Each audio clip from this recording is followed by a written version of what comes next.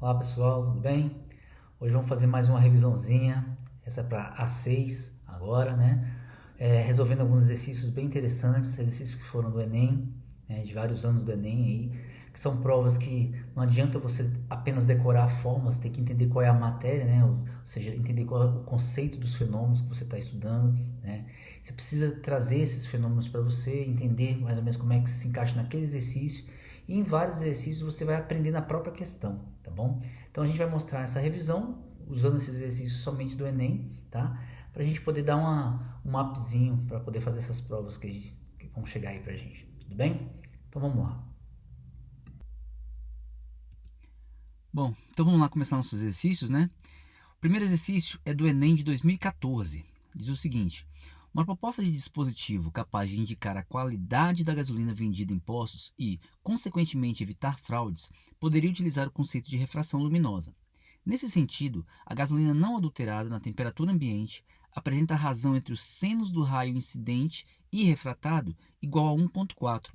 Desse modo, fazendo incidir o feixe de luz proveniente do ar com um ângulo fixo e maior do que zero, qualquer modificação no ângulo do feixe refratado indicará adulteração no combustível. Em uma fiscalização rotineira, o teste apresentou o valor de 1,9. Qual foi o comportamento do raio refratado? Letra A. Mudou de sentido? B. Sofreu reflexão total?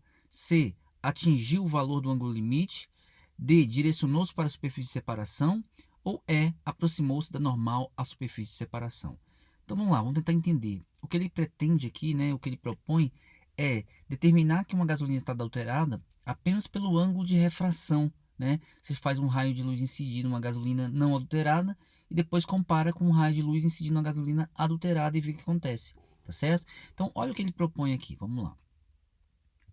A gente vai usar a lei de Snell aqui, ó, que diz o seguinte, que N1 seno de I é igual a N2 seno de R, né? N1 é o ângulo é o índice de refração do meio incidente, né?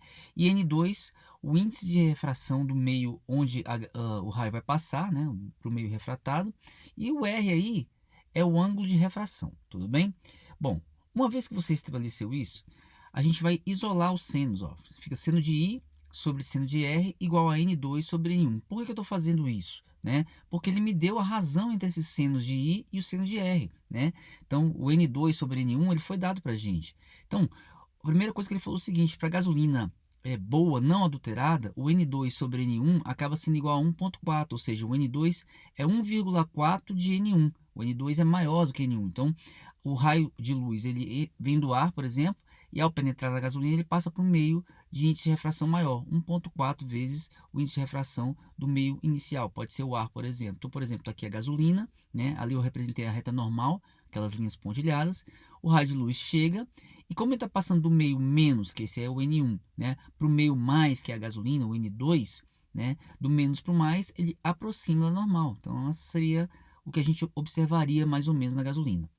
O que ele pretende agora é o seguinte: se você pegar uma gasolina cujo N2 sobre N1 não seja 1,4, mas seja 1,9, o que acontece? Né? Então, se a nova gasolina, né, dividida ali pelo N1, que é o mesmo meio anterior, que é o ar, for igual a 1,9, ou seja, o N2' vai ser 1,9 do N1. Né?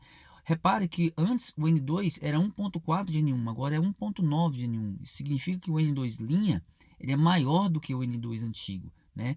O índice de refração da gasolina agora aumentou.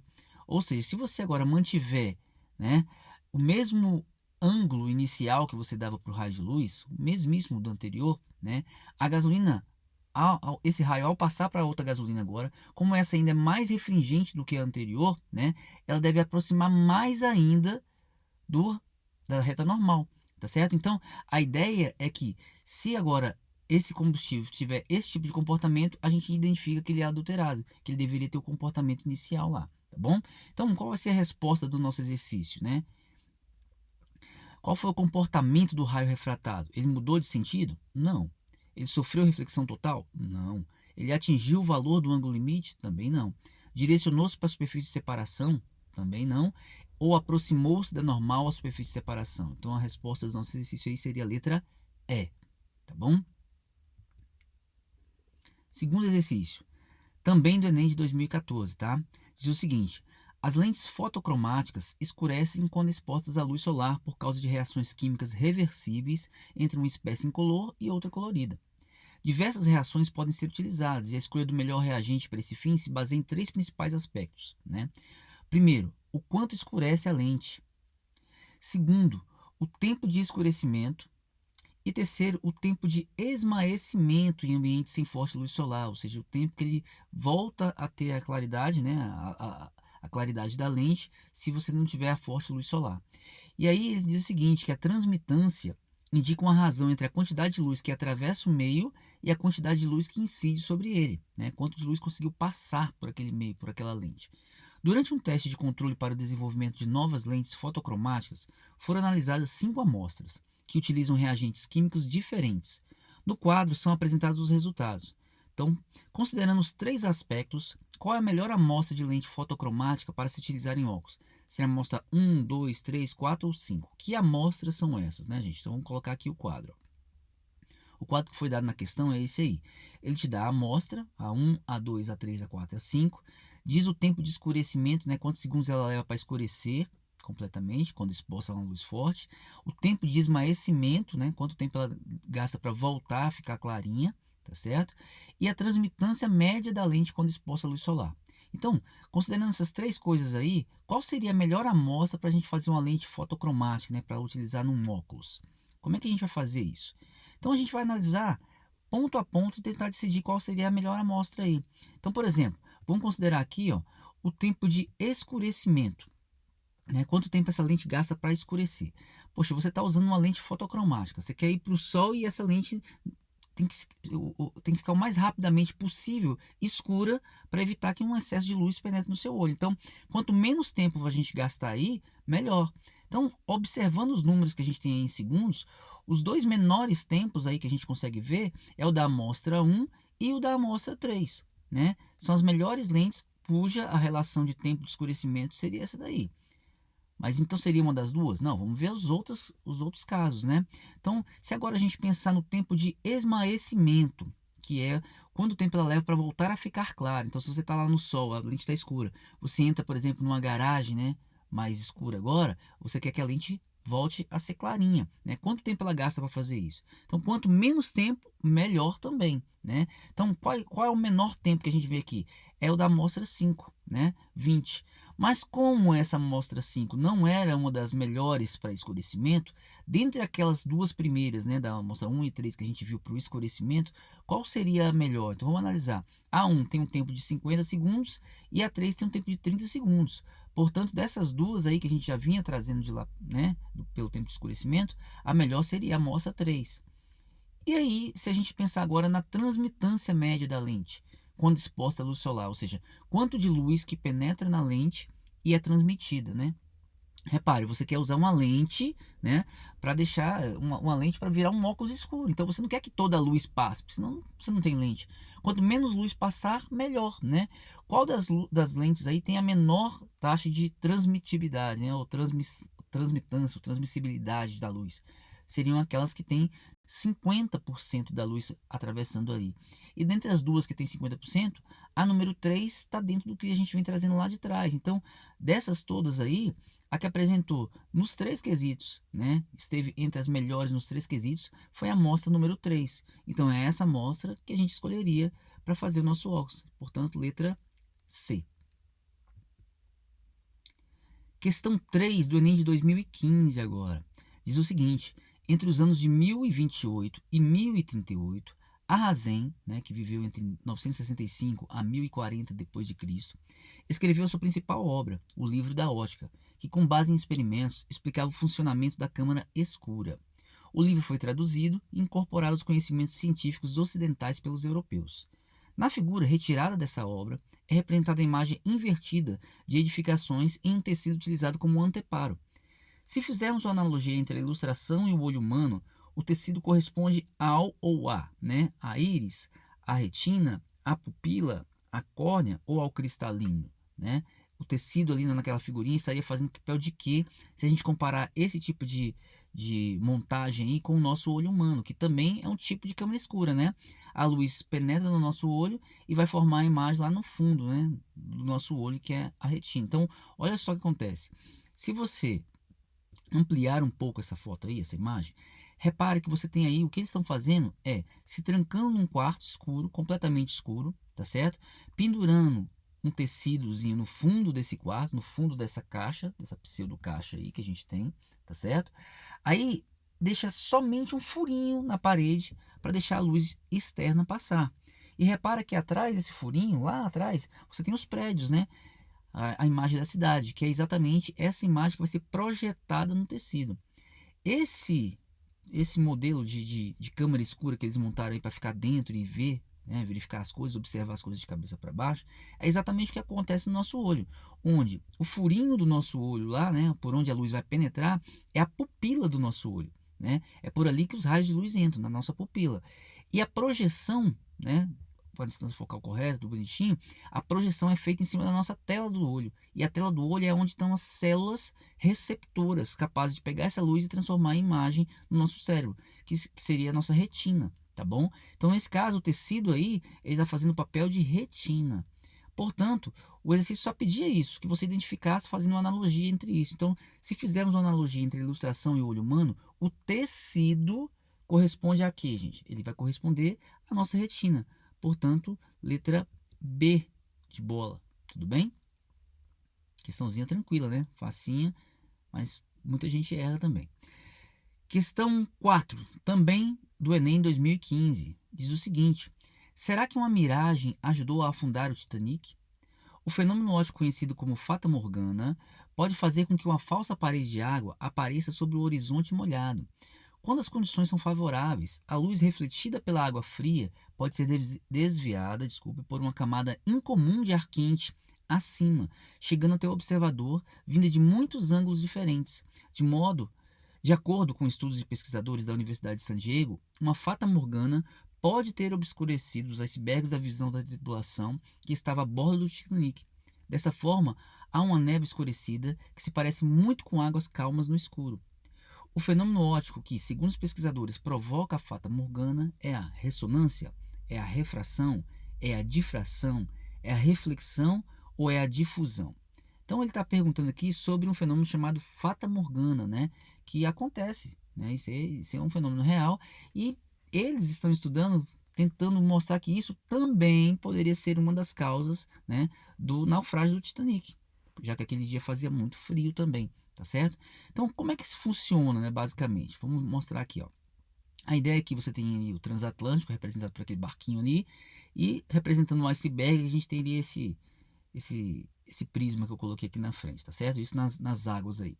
Lembrando que essas águas estão muito frias, né? Então, se a gente pegar aqui uma parte fria dessa água fria ali na frente, dar uma destacada nela, cada ponto, né, de água ali, ele joga luz para todos os lados, certo?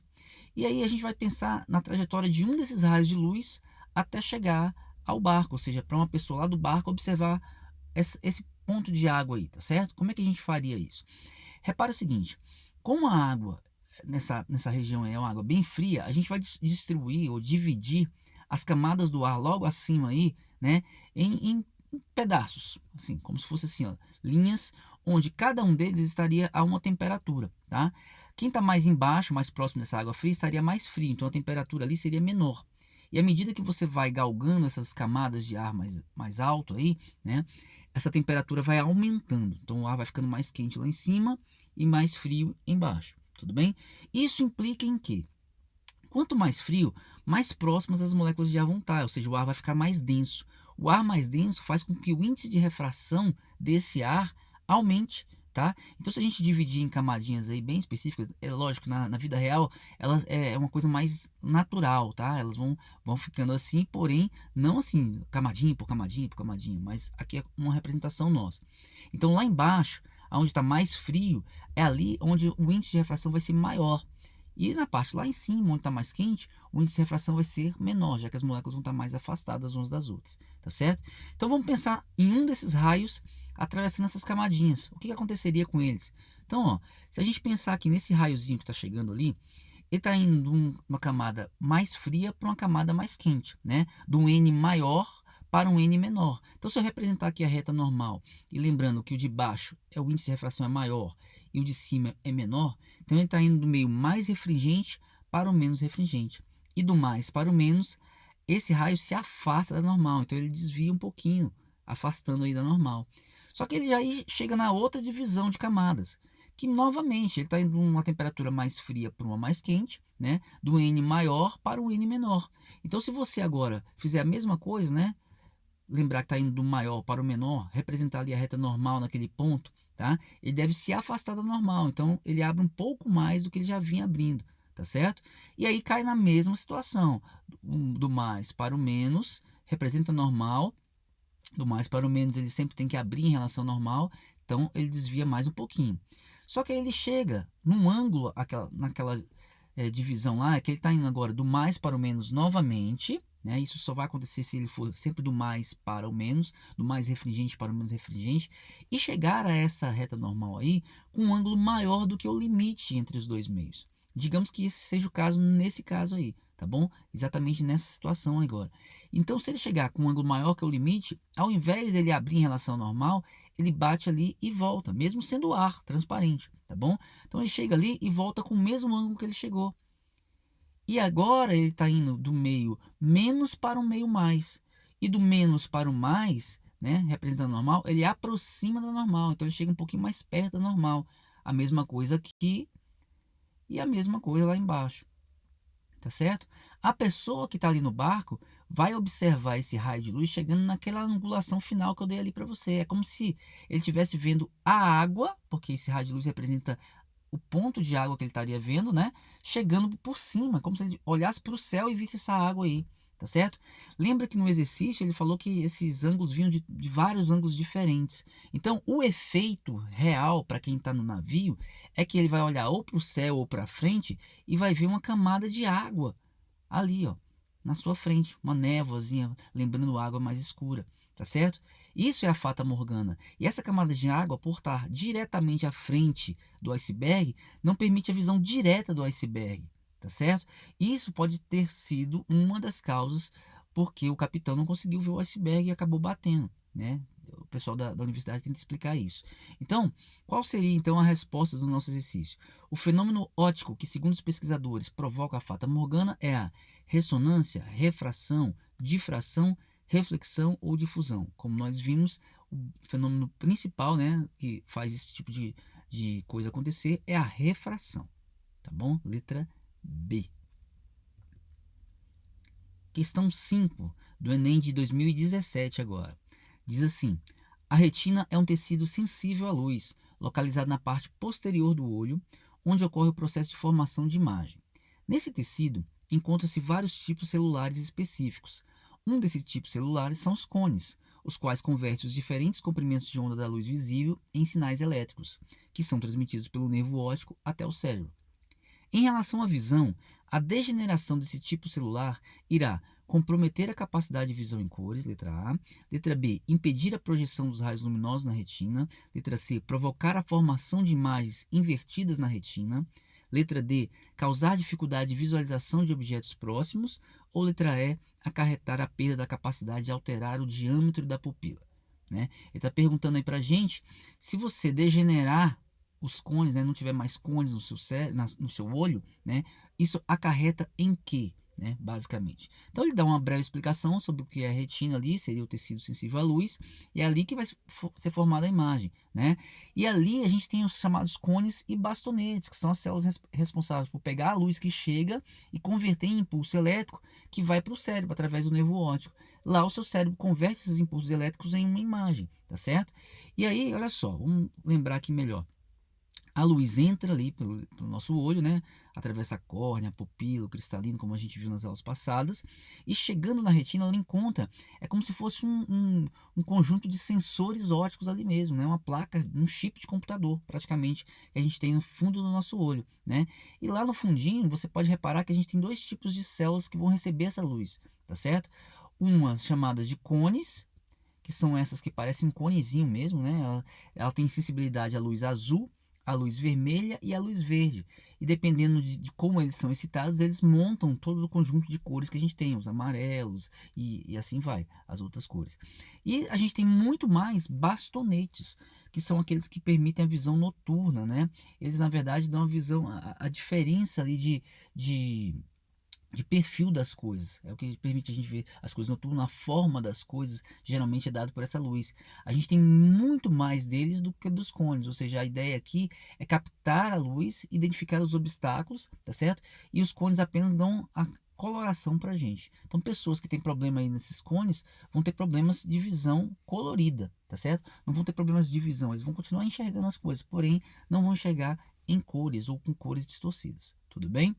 Então, aí tem mais uma fotinha só para mostrar isso com uma visão microscópica mesmo, né, real, do que seriam. Repara essas pelezinhas, né, ou esses pelinhos, parece um tapete branco. Esses aí são os bastonetes.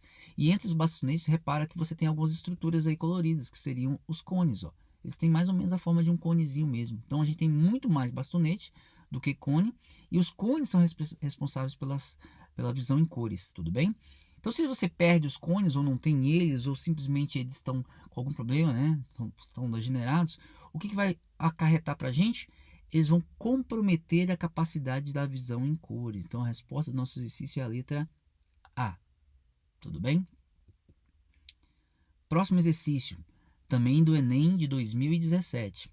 Fala assim: em uma linha de transmissão de informações por fibra ótica, quando o sinal diminui a sua intensidade para valores inferiores a 10 decibéis, esse precisa ser retransmitido.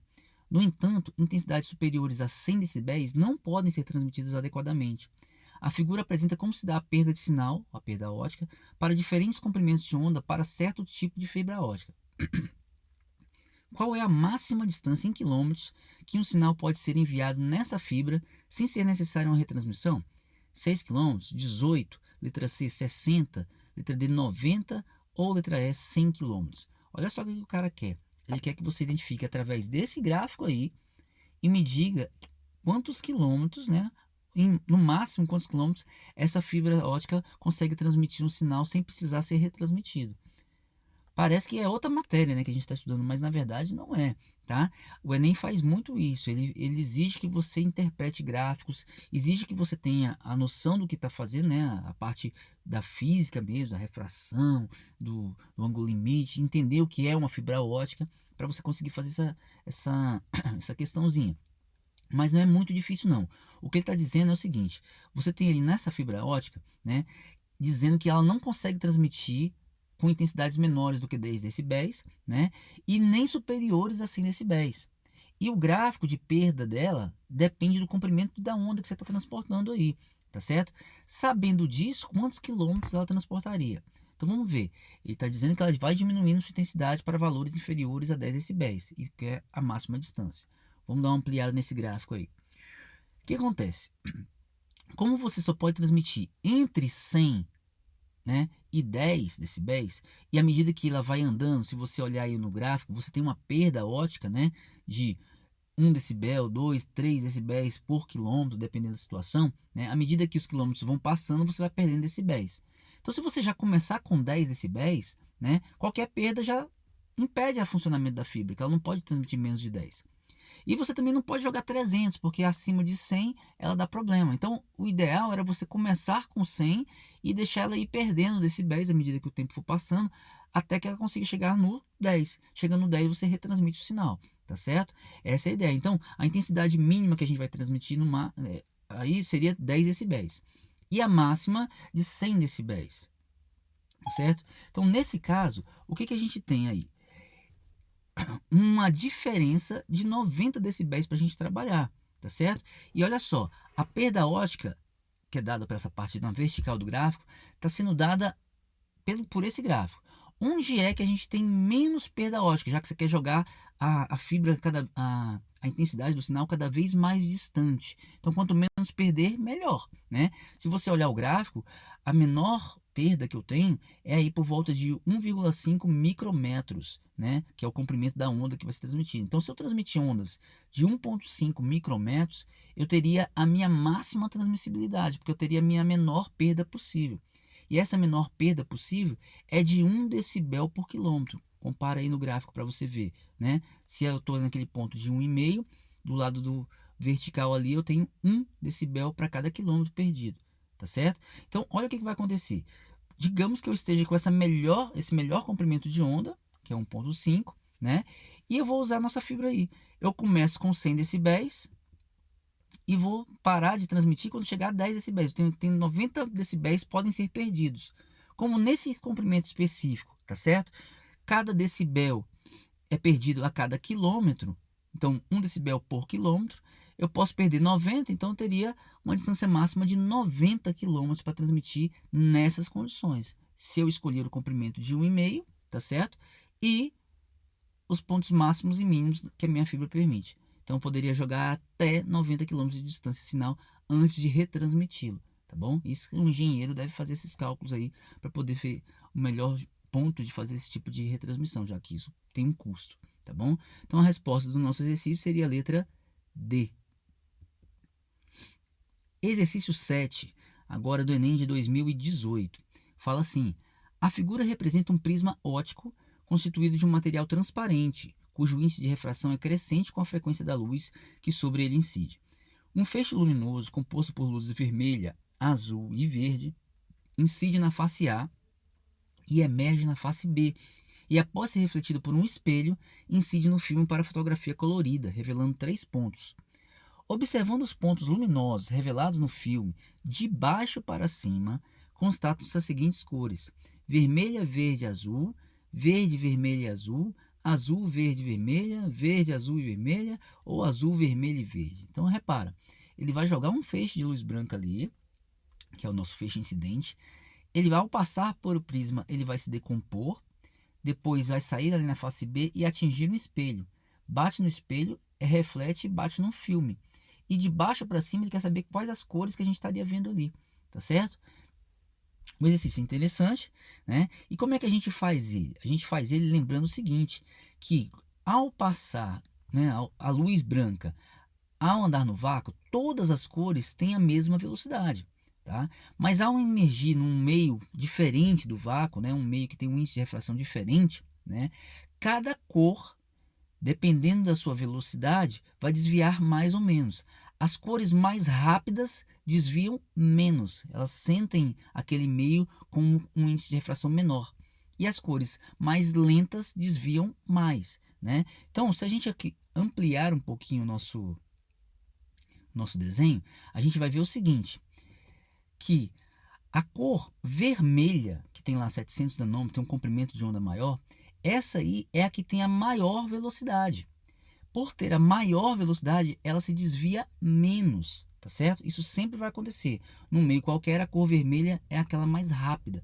Portanto, se você pensar no que o N é C sobre V, o V que está no denominador aumentando faz com que o N seja menor. Então, essa cor vermelha que vinha junto da luz branca ali dentro, ao chegar no prisma, ela sente o prisma com um índice de refração pequeno. Portanto, o desvio dela vai ser menor. Então, é o seguinte, ó, a luz branca vem, bate, é decomposta e a cor vermelha tem um menor desvio. Ao sair ali do B, ela bate no espelho, vai lá, reflete e atinge o filme naquele ponto, né? E aí, quais seriam as outras cores? Então, a gente tem ali laranja, amarelo, verde, azul, violeta. A violeta seria aquela que tem a menor velocidade, portanto, teria o maior desvio. Mas dentre aqueles citou, né, o azul e o verde, a próxima seria o azul ali, ó. O azul, então, teria a menor velocidade e, portanto, o maior desvio das 3, tá certo? Então, a luz branca que chegaria ali, ao entrar no prisma, o maior desvio seria daquela cor azul, que sairia ali, bateria no espelho e refletiria para o ponto mais alto lá. Então, se você agora olhar como o verde está entre as duas, o verde seria essa linha preta que a gente está representando aí, que eu não vou desenhar, tá bom? Então, nesse caso aqui, se você ler agora de baixo para cima, que é como ele está pedindo no exercício, né? As cores que a gente veria no filme seriam o vermelho, o verde e o azul. Vermelho, verde e azul. Portanto, a resposta do nosso exercício seria a letra A, né? Que é o vermelho, verde e azul nessa sequência. Tudo bem? Aí, exercício sim, tranquilo, fácil, simples, né? Mas a pessoa tem que ter noção do que está fazendo, tá bom? Questão 8. diz o seguinte, é lá do Enem de 2019, né? Fala assim: a maioria das pessoas fica com a visão embaçada ao abrir os olhos debaixo d'água, mas há uma exceção: o povo Moken, que habita a costa da Tailândia. Essa característica se deve principalmente à adaptabilidade do olho e à plasticidade do cérebro, o que significa que você também, com algum treinamento, poderia enxergar relativamente bem debaixo da água. Estudos mostraram que as pupilas de olhos de um indivíduo Moken sofrem redução significativa debaixo d'água, o que faz com que os raios luminosos incidam quase paralelamente ao eixo óptico da pupila. A acuidade visual associada à redução das pupilas é fisicamente explicada pela diminuição do que, né, gente? Da intensidade luminosa incidente na retina, da difração dos feixes luminosos que atravessam a pupila, da intensidade dos feixes luminosos em uma direção por polarização, do desvio dos feixes luminosos refratados no interior do olho, das reflexões dos feixes luminosos no interior do olho. Então aqui a gente tem que entender algumas noções de tudo que a gente viu, né? De refração, de lentes, de como funciona o olho humano, tá? Porque basicamente o que está acontecendo ali, ele está dizendo que esse povo tem uma capacidade de enxergar bem debaixo d'água. E isso é explicado basicamente, né, porque as pupilas desses olhos dessas pessoas sofrem uma redução significativa debaixo d'água, ou seja, o buraquinho por onde a luz vai passar, ele se fecha. E isso faz com que os raios luminosos incidam quase que paralelamente ao eixo óptico da pupila, né? Os raios chegam muito próximos ao eixo óptico da pupila ali, né? Que vai depois passar pelo cristalino e tudo mais, tá bom? Então vamos tentar entender. Ele quer o que diminui, o que vai ser a causa, né? Por que acontece essa diminuição do que aí para provocar esse tipo de facilidade, né? Da pessoa conseguir enxergar debaixo d'água. O que acontece, gente, é que se você diminui, por exemplo, a intensidade luminosa incidente na retina, eu sei que se eu fechar minha pupila, vai diminuir a quantidade de luz que entra lá dentro. Mas isso justifica a pessoa ver melhor debaixo d'água? Não, porque se tem menos luz, tem menos células sendo né, excitadas e você enxergaria menos, enxergaria pior teoricamente. Então não é pela diminuição da intensidade luminosa incidente na retina que você vai enxergar isso. Então esse item está falso, tá certo? Não é a intensidade luminosa. Vamos ver o próximo. Da difração dos feixes luminosos que atravessam a pupila. O que é a difração? Difração é quando um raio de luz, né, ou outra onda, consegue contornar obstáculos ali, né? Só que se você fecha a pupila e tivesse a difração, você sensibilizaria mais células do olho lá atrás. Isso dispersaria, tá certo? A imagem que você estaria vendo. Isso seria ruim para a pessoa que está vendo, não bom, né? Não facilitaria a visão da pessoa. Portanto, não pode ser isso. Não pode ser a diminuição da difração dos feixes luminosos, tá certo? Portanto, isso está também falso. A acuidade visual associada à redução das pupilas é fisicamente explicada pela diminuição, letra C agora, da intensidade dos feixes luminosos em uma direção por polarização. O fato de você fechar a pupila, você está polarizando a luz. Não, né, gente? A polarização é quando você tira alguns modos de vibração da luz, da sua onda, né? E o que não vai acontecer nesse caso apenas fechando a sua pupila, tá certo? Então não pode ser a letra C, tá certo? Letra D, do desvio dos feixes luminosos refratados no interior do olho. Aí é que tem uma coisa interessante, né?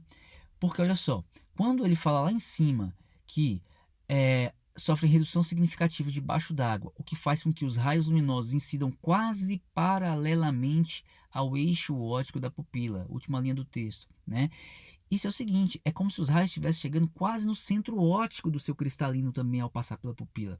E os raios que chegam praticamente no centro óptico da lente, eles não sofrem desvio, eles não são refratados. Então, se eles não são desviados, não são refratados, você tem uma perfeição do raio de luz, da direção desse raio de luz, né? Sem aumentar nem diminuir isso. Isso facilita a visão de quem está debaixo da água, tá certo? Portanto, a resposta aí seria sim a letra D, tá certo? Esse item está correto. E por que não estaria correta a letra E, né? Das reflexões dos feixes luminosos no interior do olho? Porque ao fechar isso, você direciona o feixe de luz para uma posição única lá do olho. Então ele não vai ficar desviando lá dentro. Então esse item aí estaria errado. E portanto a resposta do nosso exercício, praticamente todo teórico, seria a letra D. Por isso que é importante entender como é que funciona uma lente, né? Funciona o olho humano, as partes do olho humano, para responder uma questão como essa do Enem. Tudo bem? Vamos fazer a próxima aí também bem interessante do Enem de 2019. Fala assim: Os olhos humanos normalmente têm 3 tipos de cones responsáveis pela percepção das cores. Um tipo para os tons vermelhos, um para os tons azuis e outros para os tons verdes. As diversas cores que enxergamos são resultado da percepção das cores básicas, como indica a figura. A protanopia, é um tipo de daltonismo, em que há diminuição ou ausência de receptores da cor vermelha. Considere um teste com 2 voluntários, uma pessoa com visão normal e outra no caso severo de protanopia. Nesse teste, eles devem escrever a cor dos cartões que lhes são mostrados. São utilizadas as cores indicadas na figura. Para qual cartão os 2 voluntários identificarão a mesma cor? Então, o cara está perguntando o seguinte: se eu der um cartão vermelho, né, na mão de um cara que tem protanopia e um que está visão normal, os 2 vão enxergar a mesma cor? Se eu der um cartão amarelo, os 2 vão enxergar a mesma cor? Se eu der um cartão branco, eles enxergam a mesma cor? O que tem um problema de protanopia e uma pessoa de visão normal? Qual daquelas cores que você está vendo ali faria com que os 2 enxergassem a mesma cor, né? Então vamos lembrar, o que ele falou da protanopia? Que é um tipo de daltonismo em que há diminuição ou ausência de receptores da cor vermelha. Então a pessoa ou não tem os cones responsáveis por receber essa cor vermelha, ou tem muito pouco, o que dificulta a visão desse tipo de cor. Só que a cor vermelha ela é usada na produção, digamos assim, em conjunto com os outros cones verdes e azuis, né, de outras cores intermediárias, como o amarelo, o branco, o magenta, como a gente está vendo ali na figura. Então, olha só, os nossos 3 receptores, né, a gente tem o receptor vermelho, o receptor verde, que é o cone por receber a cor verde, e o cone de luz azul. Dependendo da quantidade de como eles são excitados ao mesmo tempo, o seu cérebro converte aquilo numa cor, que pode ser o amarelo, o branco, o magenta, e aí vai, tá certo? Mas se a pessoa não tem o receptor da cor vermelha, todas as cores que dependem da cor vermelha, elas automaticamente não são mais produzidas. Então, a pessoa que tem protanopia, ela não consegue ver nem o vermelho, nem o amarelo, nem o branco, nem o magenta, que precisam do pigmento vermelho na composição dessas cores, tá certo? Então, ela só veria o cartão verde, o cartão ciano ou o cartão azul, tá? E aí, se você olhar lá, para qual cartão os voluntários identificarão a mesma cor? O vermelho seria visto? Não. O magenta seria visto? Também não. O amarelo seria visto? Não. O branco seria visto? Não. Sobraria apenas o azul que poderia ser visto. Então a resposta do nosso exercício seria a letra E, o azul. Tudo bem? Repare que é um exercício ao mesmo tempo simples, mas que exige que você também conheça um pouquinho da ótica da visão, tá bom? E a gente vai ficando por aqui. Então foi isso, né? Espero que tenha gostado da nossa revisão. A gente mostrou aí como é que a gente resolve alguns tipos de exercícios, aprendendo na própria questão, né? Resolvendo exercícios de acordo com o gráfico, de acordo com o que é dado para vocês. Lembrando que a gente precisa muito ter noção dos conceitos, tá bom? Não necessariamente decorar as fórmulas. A maioria dos exercícios que a gente resolveu hoje, por exemplo, não tinha fórmula, tá bom? Então vamos lá, continua os estudos. Qualquer dúvida, deixe lá no fórum que a gente vai tentar responder o mais rápido possível, tá bom? Um abração para todo mundo. Fique com Deus.